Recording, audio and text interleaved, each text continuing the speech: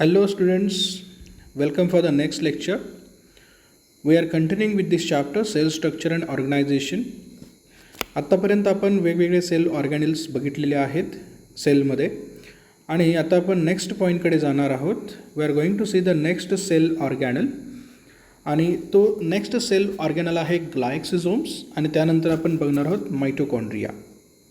ठीक आहे, सो आपण सुरुवात करूया ग्लायक्सिझोमपासून.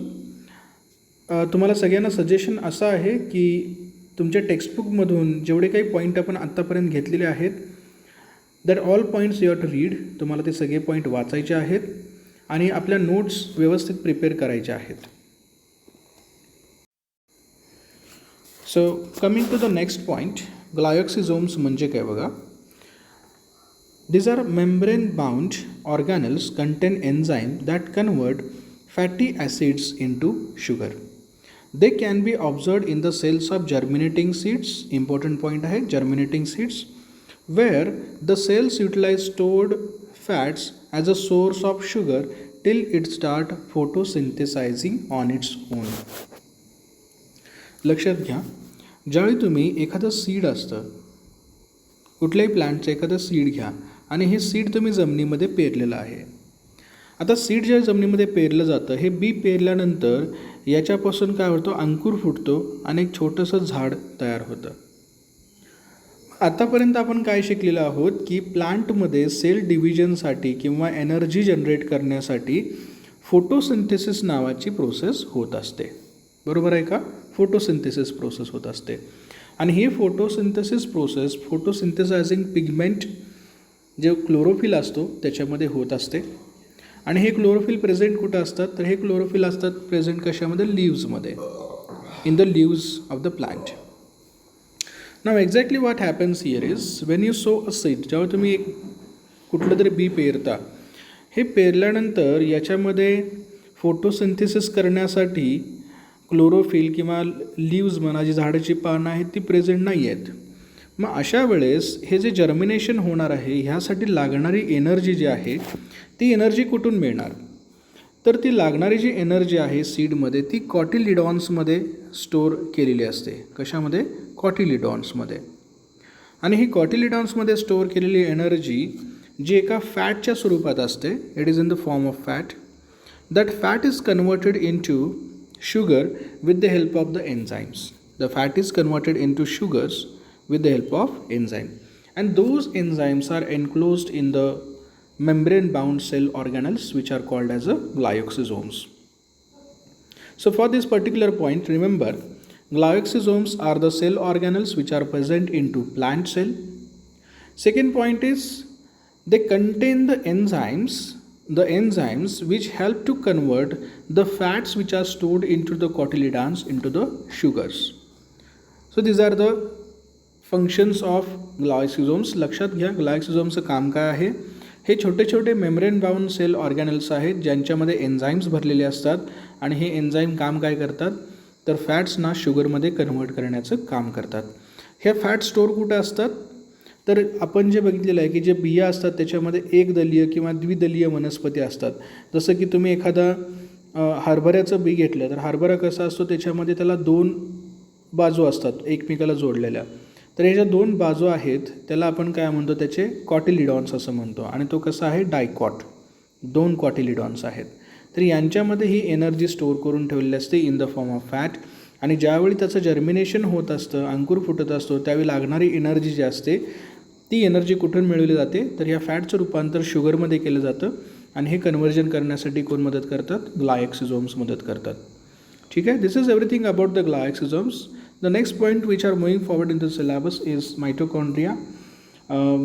in a plural form it is called as mitochondria and in a singular it is called as a mitochondrion.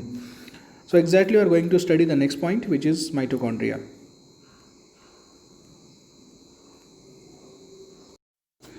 Next point we are going to see. काय बघायचं आपल्याला, पुढचा पॉईंट बघायचा मायटोकॉन्ड्रिया. ह्या मायटोकॉन्ड्रियाबद्दल एक खूप छान स्टोरी आहे, तुम्हाला मी सांगणार आहे. मायटोकॉन्ड्रियासाठी एक आजार आहे बायोलॉजीमध्ये, त्याला म्हटलं जातं लुफ्ट सिंड्रोम. त्या आजाराचं नाव काय आहे, it is called as a Luft syndrome. What is this लुफ्ट syndrome, हा काय असतो नेमका. ह्याची स्टोरी अशी आहे की साधारणतः 1960मध्ये एक सायंटिस्ट आहे ज्याचं नाव आहे रोल्फ लुफ्ट. हा जो सायंटिस्ट आहे स्टडी करत असताना त्याने एक पेशंट बघितला. एक लेडीज पेशंट होती. त्यानं असं ऑब्झर्व केलं की ही जी लेडी पेशंट आहे ह्या लेडी पेशंटचं टेम्परेचर हे जे बॉडी टेम्परेचर आहे ते नेहमी जास्त राहतं. म्हणजे आपलं जे नॉर्मल बॉडी टेम्परेचर असतं त्यापेक्षा याचं टेम्परेचर जास्त राहतं आहे, जसं की तिला फिवर आहे असं. आणि दुसरी गोष्ट म्हणजे ती फिजिकली फार वीक राहते. फिजिकली वीक म्हणजे काय, आपण बघतो बघा काही अतिशय लहान अतिशय बारीक अशी माणसं असतात बघा की ज्यांच्या शरीरामध्ये फक्त हाडंच राहिलेली असतात असं वाटतं आपल्याला बघितल्यानंतर. अतिशय बारीक असतात. मग ते रोज अगदी पाणी भरपूर पितात, खातात पितात, सगळं चांगलं असतं आहे, अगदी जेवण पाहिजे तेवढं जेवतात, तरी पण ते कसे असतात, फिजिकली वीक असतात. सो हा एक पर्टिक्युलर डिझॉर्डर आहे ज्याला लुफ्ट सिंड्रोम असं म्हटलं जातं. तर ह्या पेशंटवरती स्टडी करत असताना हा जो रोल्फ लुफ्ट सायंटिस्ट आहे सायंटिस्टनं असं ऑब्झर्व केलं की हा जो पेशंट आहे ह्या पेशंटचं टेम्परेचर सतत जास्त राहतं. म्हणजे सतत ताप आल्यासारखं राहतं ते पेशंट. आणि अगदी हिवाळ्यामध्ये देखील in the winter also her body is perspiring म्हणजे काय, खूप घाम येणे. अगदी हिवाळ्यात जिथं आपल्याला थंडी वाजते अशा वेळेस ह्या व्यक्तीला मात्र उन्हाळ्यामध्ये जसा घाम येतो तसा घाम येत होता. मग त्यानं रोज ऑब्झर्वेशन केल्यानंतर त्याच्या असं लक्षात आलं की ही व्यक्ती रोजच्या कॅलरी इनटेक म्हणजे रोजचं खाणं पिणं जे आहे ते पण अगदी व्यवस्थित आहे. त्याच्यानंतर वॉटर इनटेक, पाणी पण अगदी व्यवस्थित घेते. सगळं व्यवस्थित असताना मग हे असं शरीर वीक का आहे आणि टेम्परेचर सतत जास्त का राहतं याचा अभ्यास करण्याचं त्यानं ठरवलं. त्यानंतर त्यानं काय काम केलं, ते जे पेशंट होतं त्या पेशंटचं एक ब्लड सॅम्पल घेतलं, छोटंसं एक रक्ताचा थेंब घेतला आणि मायक्रोस्कोपमध्ये हे ब्लड चेक करून बघितलं मायक्रोस्कोपमध्ये. तर त्याला असं ऑब्झर्व झालं त्या सेलमध्ये जो मायटोकॉन्ड्रिया असतो, the cell organelle which is mitochondria, हे मायटोकॉन्ड्रिया एखाद्या नॉर्मल व्यक्तीच्या शरीरामध्ये जेवढे असतात त्यापेक्षा फार जास्त प्रमाणात आहेत. They are more in numbers. खूप जास्त मायटोकॉन्ड्रिया तिच्या बॉडीमध्ये प्रेझेंट आहेत. बरं, ॲट द सेम टाईम मायटोकॉन्ड्रियामध्ये आपण ज्याला power house of the cell असं म्हणतो, आपण 10वीपर्यंत बघा शिकलेलो आहोत की mitochondria is the power house of the cell and whatever required energy for the body is generated in to this mitochondria. शरीरासाठी लागणारी जी एनर्जी आहे which is in the form of ATP, that ATP is generated in to mitochondria, हे आपल्याला माहिती आहे. मग त्यानं असं ऑब्झर्व केलं की त्या बॉडीमध्ये जेवढं प्रमाण पाहिजे त्या प्रमाणापेक्षा जास्त नंबर ऑफ मायटोकॉन्ड्रिया प्रेझेंट आहेत. आणि यामुळे काय होतं आहे की रेस्पिरेशन म्हणजे सेल्युलर रेस्पिरेशनची जी क्रिया आहे, एनर्जी प्रोड्यूस करण्याची जी क्रिया आहे ती मोठ्या प्रमाणात होते. पण ATP जे आपली एनर्जी करन्सी असते, ATP ज्या शरीरामध्ये आपली एनर्जी जी स्टोअर असते ते ATP फॉर्ममध्ये स्टोअर असते, हे ATP मात्र फार कमी तयार होतात. त्यामुळे ती व्यक्ती फिजिकली वीक राहते, तिचं सतत बॉडी टेम्परेचर जास्त राहतं. आणि हा आजार कशाशी रिलेटेड होता, मायटोकॉन्ड्रियाशी संबंधित हा आजार होता. हा जो मायटोकॉन्ड्रिया संबंधित आजार आहे त्याला मेटाबॉलिक डिझॉर्डर असंही म्हटलं गेलं. This is called as a metabolic disorder. Metabolic म्हणजे काय, तर आपल्या शरीरामध्ये घडणाऱ्या जेवढ्या केमिकल वेगळ्या प्रोसेसेस आहेत त्यांना आपण काय म्हणतो, all metabolic processes. And these metabolic processes have some kind of disorder and that is called as a metabolic disorder. So this was the part of metabolic disorder. हा जो आजार होता ह्या आजाराला मग ह्या सायंटिस्टनं नाव दिलं, this is called as a Luft syndrome. Fine. So that was the story. हे एक छोटीशी स्टोरी होती आणि त्याच्यावरून आपण मायटोकॉन्ड्रियावरती येऊन पोचलेलो आहोत. आणि पुढचा पॉईंट आपल्याला बघायचा आहे की what is mitochondria, what is the construction of mitochondria, त्या काय काय कंटेंट असतात त्याचे, हे आपण सगळं इथं चेक करणार आहोत. Okay, coming to the point, Mitochondrion is known as the powerhouse of the cell. It plays significant role in aerobic respiration. Mitochondria are absent in prokaryotic cells and RBCs, red blood corpuscles. So सगळ्यात महत्त्वाचा point, प्रोकॅरियोटिक सेलमध्ये mitochondria present नसतो, हे तुम्हाला लक्षात ठेवायचं आहे. आणि आपल्या शरीरामध्ये ज्या लाल रक्तपेशी असतात RBC, ज्या लाल रक्ताच्या पेशी आहेत ह्याच्यामध्ये देखील मायटोकॉन्ड्रिया नसतो. हा इम्पॉर्टंट पॉईंट आहे. It has to be note down. वहीमध्ये स्टार मार्क करून ठेवा नोट्स लिहित असताना. ठीक आहे. आता बघूया काय दिलं आहे. Mitochondria is known as a power house of the cell. It plays significant role in aerobic respiration. आता हे एरोबिक रेस्पिरेशन काय असतं? What is mean by the aerobic respiration? बघा, आपण जे अन्न रोज खातो ह्या अन्नामध्ये काय काय असतात? कार्बोहायड्रेट्स असतात, प्रोटीन्स असतात, फॅट्स असतात. हे जे कार्बोहायड्रेट, प्रोटीन आणि फॅट्स आहेत यांचा वापर शरीर काय करतं? एनर्जी प्रोड्यूस करण्यासाठी करतं. मग कार्बोहायड्रेट, प्रोटीन्स आणि फॅट्स यांच्यापासून जी एनर्जी प्रोड्यूस केली जाते ती एनर्जी प्रोड्यूस कुठं केली जाते? तर ती एनर्जी प्रोड्यूस करत असताना ती होते कोणामध्ये? मायटोकॉन्ड्रियनमध्ये. म्हणून काय म्हटलं जातं? मायटोकॉन्ड्रियनला power house of the cell असं म्हटलं जातं. पॉवर हाऊसमध्ये काय? तर असं ठिकाण की ज्या ठिकाणी एनर्जी प्रोड्यूस केली जाते. That is called as a power house. And for our cell power house is which? Mitochondrion. Now coming to the structure of mitochondrion. Structure of मायटोकॉन्ड्रियनमध्ये काय दिलं आहे बघा. The shape of mitochondria may be oval or spherical like a spiral strip. हे जे structure असतं हे असं सर्क्युलर किंवा ओवल असतं आणि याच्यामध्ये अशा प्रकारे ह्या स्पायरल स्ट्रिप प्रेझेंट असतात. आपण डिटेलमध्ये स्ट्रक्चर बघणारच आहोत. It is a double membrane bound organelle. याला दोन मेम्ब्रेन असतात, एक आतली मेम्ब्रेन एक बाहेरची मेम्ब्रेन, अशा दोन मेम्ब्रेन प्रेझेंट असतात. Outer membrane is permeable to various metabolites due to presence of protein, porin or Parsons particles, and inner membrane is selectively permeable to the few substances only. आता permeable आणि non permeable ह्या शब्दांचे अर्थ लक्षात घ्या. Permeable म्हणजे काय? तर स्वतःमधून आरपार जाऊ देणारा जी मेम्ब्रेन असते त्याला आपण परमिएबल म्हणतो. म्हणजे कशा पद्धतीने? समजा तुम्ही एक कापड बघितलं, कापड, आणि कापड घेतल्यानंतर तुम्ही काय केलं? त्या कापडावरती थोडंसं पाणी ओतलं. तर बघा, त्या कापडाच्या खाली तुमचा जर हात असेल किंवा त्या कापडाच्या खाली दुसरं एक कापड असेल तर वरच्या कापडावरती पाणी ओतल्यानंतर ते कापड काय करतं? त्या पाण्याला शोषून घेतं आणि शोषून घेतल्यानंतर पुन्हा त्याच्या खाली असणाऱ्या कापडाला पण ते ओलं करतं, म्हणजे दुसऱ्या कापडामध्ये त्याला पास करतं. याला आपण काय म्हणू शकतो? कापड जे आहे it is permeable to the water. It is permeable to water म्हणजे पाण्याला ते आपल्यातून आरपार जाऊ शकतं. आता तुम्ही एक काम करा, त्या कापडावरती काय टाका? वाळू टाका किंवा माती टाका. आता वाळू किंवा माती टाकल्यानंतर ते जे कापड आहे त्या कापडामधून अतिशय बारीक असे छोटेसे मातीचे पार्टिकल्स त्या कापडातून पलीकडे गाळून जातील, पण जे मोठे मोठे मातीचे कण आहेत ते मात्र कापडातून पलीकडे जाणार नाहीत. याचा अर्थ काय? तर कापड जे आहे ते छोट्या छोट्या मातीच्या पार्टिकलसाठी कसं आहे? परमिएबल आहे. परमिएबल आहे. पण जे मोठे पार्टिकल्स आहेत त्यांच्यासाठी ते परमिएबल नाही. सो परमिएबिलिटीचा अर्थ असा असतो की आपल्यामधून एखाद्या लिक्विडला, एखाद्या फ्लूइडला आरपार जाऊ देणे.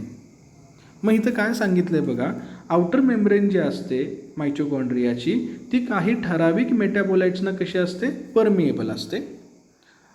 आणि इनर मेम्ब्रेन जी आहे ती अगदी ठराविक काहीच मेटाबोलाइट्सना ती परमिएबल असते असं या ठिकाणी सांगितलेलं आहे. मग आता ही जी परमॅबिलिटी असते म्हणजे आता हे प्रोटीनची म्हणजे जी वॉल आहे, मायटोकॉन्ड्रियाची वॉल आहे, त्या वॉलमध्ये असे मध्ये हे प्रोटीन पोरिन स्ट्रक्चर किंवा ज्याला पार्सन्स पार्टिकल्स असं म्हटलं जातं, हे पार्सन्स पार्टिकल्स असं ह्या ठिकाणी हे प्रेझेंट असतात. आणि हे मदत करतात, हे दरवाजे असतात की ज्या दरवाजातून ह्या मेटाबोलाइट्सची देवाणघेवाण केली जाते. आता मेटाबोलाइट्स म्हणजे काय? मेटाबोलाइट्स म्हणजे शरीरामध्ये प्रेझेंट असणारे प्रोटीन्स, फॅट्स, कार्बोहायड्रेट्स, वेगळ्या प्रकारचे एन्झाईम्स, त्याच्यानंतर आयन्स, त्याच्यानंतर मिनरल्स, साल्ट, हे सगळे कशामध्ये येतात? मेटाबोलाइट्समध्ये येतात. लक्षात आलं सगळ्यांच्या? परमिएबल आणि नॉन परमिएबलचा अर्थ काय असतो. त्यानंतर बघा, both membranes are separated by intermembrane space. हे जे दोन्ही मेम्ब्रेन आहेत ह्या दोन्ही मेम्ब्रेन इंटरमेम्ब्रेन स्पेसनी काय केलेले असतात? सेपरेट केलेले असतात. ह्या दोघांच्यामध्ये एक पार्टिशन प्रेझेंट असतं असं ह्या ठिकाणी सांगितलेलं आहे. आता एक सगळ्यात महत्त्वाचा पॉईंट मी तर स्टार मार्क करतो आहे, तो म्हणजे inner membrane shows several finger like plate like fold called as cristae. हे लक्षात ठेवायचं आहे बरं का. Cristae which bears numerous particles oxysomes and cytochromes or electron carriers. आपल्याला ह्याच्यानंतर एक पुढचा खूप मस्त इंटरेस्टिंग चॅप्टर आहे, तो म्हणजे रेस्पिरेशन नावाचा, ज्याच्यामध्ये आपण सेल्युलर रेस्पिरेशन शिकणार आहोत. खूप छान चॅप्टर आहे. ह्या रेस्पिरेशनमध्ये तुम्हाला हे जे छोटे छोटे फिंगर लाईक प्रोजेक्शन्स आहेत, ज्याला आपण क्रिस्टे असं म्हणतो, ह्या क्रिस्टेंचं काम काय असतं, त्यांचं फंक्शन काय असतं हे तुमच्या लक्षात येईल. ह्या क्रिस्टेवरती छोटे छोटे ऑक्सिझोम्स प्रेझेंट असतात आणि सायटोक्रोम्स प्रेझेंट असतात, ज्यांना इलेक्ट्रॉन कॅरियर्स असंही म्हटलं जातं. सो यांचं फंक्शन काय आहे ते पण आपण डिटेलमध्ये नंतर बघणार आहोत. ठीक आहे. So this is about the cristae. Inner membrane encloses cavity called inner chamber containing fluid matrix. आता जसं सायटोप्लाझम असतं तसं आतमध्ये काय आहे, फ्लूइड मॅट्रिक्स प्रेझेंट आहे. Matrix contain a few coils of circular DNA, RNA and 70 S type ribosomes, lipids and various enzymes of Krebs cycle and other pathways. हा जो पॉईंट आहे इथं मात्र तुम्ही फक्त एवढंच लक्षात ठेवा की मायटोकॉन्ड्रियामधला जो मॅट्रिक्स आहे त्या मॅट्रिक्समध्ये हे सगळे प्रेझेंट आहेत. कोण कोण आहेत? DNA आहे, RNA आहे, 70 S टाईप ऑफ रायबोझोम्स आहेत, लिपिड्स आहेत आणि various type of enzymes present आहेत. समजलं? हे थोडंसं दिलेलं आहे आपल्याला कशाबद्दल, मायटोकॉन्ड्रियाबद्दल थोडी माहिती दिलेली आहे. आता आपण मायटोकॉन्ड्रियाचं छान एकदम डायग्रॅमॅटिकली स्ट्रक्चर बघणार आहोत. हे स्ट्रक्चर सगळ्यांनी व्यवस्थित लक्षात ठेवायचं आहे आणि हे स्ट्रक्चर तुम्हाला काढताही आलं पाहिजे. ठीक आहे, इम्पॉर्टंट आहे. कारण ह्या मायटोकॉन्ड्रियावरती आपल्याला एक अख्खा चॅप्टर शिकायचा आहे, तो आहे रेस्पिरेशन. जो सगळ्या प्रोसेस आपल्याला शिकायचे आहेत. हे जे म्हटलं ना इथं क्रेब्स सायकल, अदर पाथवेज, हे सगळे आपल्याला त्या चॅप्टरमध्ये शिकायचे आहेत. ठीक आहे. So we'll go ahead with the diagram of the mitochondria. Every one of you should carefully see the diagram. Draw those diagram into your notebook and prepare your own good notes. Okay? बघा सगळ्यांनी डायग्रामकडे बघा. पहिल्यांदा ही diagram बघूया आपण. काय काय दाखवलं बघा याच्यामध्ये. मायटोकॉन्ड्रिया जे आहे, मायटोकॉन्ड्रियासाठी ही सगळ्यात बाहेरची जी मेम्ब्रेन आहे बघा, ही जी लाईन दिसते तुम्हाला, दिस लाईन, ही सगळ्यात बाहेरची जी बाउंड्री दिसते, ही जी सगळ्यात बाहेरची लाईन आहे ते काय आहे, आउटर मेम्ब्रेन आहे. This is outer membrane. त्यानंतर आतली जी अशी तुम्हाला दिसते, ही अशी झिगझॅग टाईप अशी असणारी लाईन, ही बघा, ही अशा पद्धतीची जी लाईन आहे, ह्या लाईनला आपण काय म्हणतो, दिस इज इनर मेम्ब्रेन. ही आतली मेम्ब्रेन आहे बरं का, अशा प्रकारची. This is inner membrane. Okay. Inner membrane नंतर आतले जे हे छोटे छोटे पार्ट आहेत बघा, इनर मेम्ब्रेनच्या आतमध्ये मॅट्रिक्स असतो असं सांगितलं आत्ता आपण. हे जे दिसतंय तुम्हाला हे सगळं काय आहे, इनर मेम्ब्रेनमध्ये असणारं मॅट्रिक्स आहे. ह्या मॅट्रिक्समध्ये काय काय प्रेझेंट असतं, तर मॅट्रिक्समध्ये रायबोझोम प्रेझेंट असतात, जे गोल गोल दाखवले आहेत, रायबोझोम्स प्रेझेंट आहेत. त्यानंतर DNA मॉलिक्यूल प्रेझेंट आहे. ओके, DNA प्रेझेंट आहे. DNA नंतर अजून काय सांगितलं बघा, बाकीचे एन्झाईम्स वगैरे पण प्रेझेंट असतात ह्या मॅट्रिक्समध्ये. आत्ता जस्ट आपण बघितलेलं आहे. इथं सांगितलं आहे इंटरमेम्ब्रेनस स्पेस. इंटरमेम्ब्रेनस स्पेस म्हणजे काय बघा, सगळ्यात बाहेरची ही बॉडी झाली, त्याच्यानंतर आतमध्ये सगळं असं स्ट्रक्चर आहे मायटोकॉन्ड्रियाचं. ही इनर मेम्ब्रेन आहे. So this is inner membrane, this is outer membrane. ह्या इनर आणि आउटर मेम्ब्रेनच्या मधली ही जी जागा आहे त्याला इंटरमेम्ब्रेनस स्पेस असं म्हटलं जातं. आता ही जी इंटरमेम्ब्रेन स्पेस आहे ही आपल्याला ज्यावेळी आपण रेस्पिरेशन चॅप्टर शिकणार आहोत त्यावेळी ह्या इंटरमेम्ब्रेन स्पेसचं पण काम कळेल. आता आपण ह्या महत्त्वाच्या पार्टवरती येऊया, तो म्हणजे क्रिस्टे. हा FO पोर्शन आणि F1 पोर्शन असं दाखवलेलं आहे बघा. क्रिस्टे म्हणजे कसे असतात, ह्या डायग्रॅमकडे या सगळ्यांनी, इथल्या डायग्रॅमकडे. Peri mitochondrial space, outer chamber बघा, ही आउटर मेम्ब्रेन आहे आणि ही इनर मेम्ब्रेन आहे. लक्षात घ्या सगळ्यांनी. This is outer membrane and this is inner membrane. हा जो आहे दिस इज काय सांगितलेला आहे, इंटर मेम्ब्रेन स्पेस. हा जो तुम्हाला दिसतोय दिस इज इंटर मेम्ब्रेन स्पेस, हा प्रेझेंट आहे. आता इथं या बघा, खूप इंटरेस्टिंग आहे. असं जे तुम्हाला इथं आतमध्ये आलेलं दिसतं ना या फिगरमध्ये, तसंच हा स्ट्रक्चर आहे या ठिकाणी असं आतमध्ये आलेलं. याला आपण काय म्हणतो, याला म्हटलं जातं क्रिस्टे. आता या क्रिस्टेमध्ये काय असतात बघा, ह्या क्रिस्टेमध्ये प्रेझेंट असतात F1 पार्टिकल्स. त्यानंतर इथं मध्ये प्रेझेंट असते लिपिड लेयर आणि वरती प्रेझेंट असते ही प्रोटीन लेयर. बघा ही प्रोटीन लेयर आहे, मध्ये ही लिपिड लेयर आहे आणि आतमध्ये काय प्रेझेंट आहेत, दीज आर F1 पार्टिकल्स. आता हे जे F1 पार्टिकल्स आहेत, हे F1 पार्टिकल हा जो एक आहे याचं स्ट्रक्चर कसं असतं ते या ठिकाणी एक्सप्लेन केलेलं आहे. Look at this figure. This is very important point. This is mitochondria, the structure of mitochondria. Mitochondria has the outer membrane, then it has the inner membrane, then in between two membranes there is an intermembrane space. After that there are ribosomes, then you have a matrix, then these figures which are present inside like this, these figures are called as a cristae. And each cristae has protein layer, lipid layer and F1 particles. Remember, these F1 particles are very, very, very important for us. And in the chapter respiration, or at the point of respiration, we are going to study these F1 particles into detail. आता फक्त एक F1 पार्टिकलचं structure कसं असतं आणि तो particle कसा असतो बघा. एक तर त्याला प्रेझेंट असतं हेड, त्यानंतर ही जी मधला भाग आहे त्याला म्हटलं जातं पेडिसेल आणि सगळ्यात खालचा जो भाग आहे त्याला म्हटलं जातं base. So this is F1 and this is FO. So एक F1 पार्टिकल जो आहे तो F1 पार्टिकलला एक F1 म्हणजे हेडचा भाग असतो, एक बेस असतो त्याला F0 म्हटलं जातं आणि मधला जो भाग आहे त्याला म्हटलं जातं पेडिसेल. सो अशा पद्धतीने तुम्हाला हे मायटोकॉन्ड्रियाचं स्ट्रक्चर लक्षात ठेवायचं आहे. You have to draw the structure of mitochondria. It is very important. बघा काही वेळेला तुम्हाला एक्झामला असा क्वेश्चन विचारला जाऊ शकतो की अशी एक F1 पार्टिकलची तुम्हाला डायग्राम देतील, F1 पार्टिकल, अँड तुम्हाला नावं द्यायला सांगतील. इथं काय काय नावं आहेत, A, B आणि C म्हणजे काय. So A is what, this is head, त्यानंतर B is a pedicel and C is the foot or base which is also called as a F0. ठीक आहे, अशा प्रकारचे क्वेश्चन तुम्ही एक्सपेक्ट करू शकता. त्यानंतर नेक्स्ट स्ट्रक्चर आहे ते म्हणजे oxysome. The next cell organelle is what, oxysome. हे ऑक्सिझोम काय असतात आणि यांचं फंक्शन काय दिलेलं आहे बघा. Inner membrane of mitochondria bears numerous particles called as a oxysomes. हे जे ऑक्सिझोम्स आहेत यांना F1, FO किंवा फर्नांडिस मोरान एलिमेंटरी पार्टिकल्स किंवा मायटोकॉन्ड्रियल पार्टिकल्स असंही म्हटलं जातं. So the oxysomes are also called as F1, F0, Fernandez Moran elementary particles and mitochondrion particles. Each particle consist of head, stalk and base. प्रत्येक particle हा कसा बनलेला आहे, head, stack आणि बेसपासून बनलेला आहे. दिस one. The head is a lollipop head faces towards the matrix and foot is embedded into inner membrane.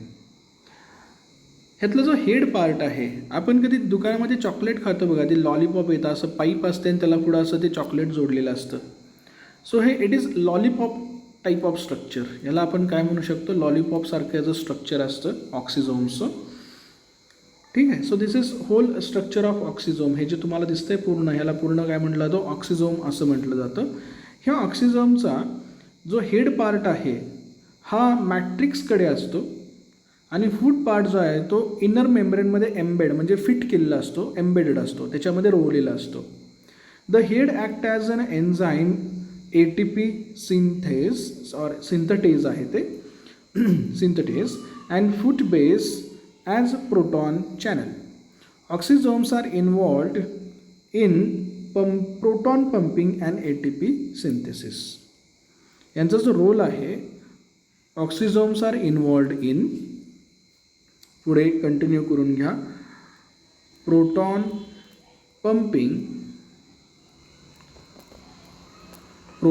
Pumping and ATP synthesis. ATP synthesis. So this is the structure of oxysome. काही वेळा तुम्हाला short notes लिहिण्यासाठी हे structure of oxysome विचारू शकतात. So guys this is everything about the mitochondria. मायटोकॉन्ड्रियाबद्दल जेवढी माहिती आपल्या पुस्तकात दिलेली आहे त्यासोबत अजून काही पॉईंट दिलेले आहेत ते आपण ह्या ठिकाणी कवर केलेले आहेत.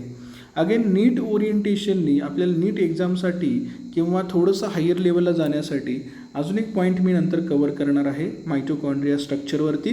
काही ॲडिशनल इन्फॉर्मेशन असेल मायटोकॉन्ड्रियाची नीट ओरिएंटेशन बद्दल तर तुम्हाला ती पुढच्या लेक्चरमध्ये दिली जाईल. So at this time right now you have to write a note about the glyoxysomes. You have to write down the notes and diagram of mitochondria and this structure of oxysomes. Okay guys, so complete these notes. I will meet you in the next lecture with the next part or next organelle of the cell. Thank you.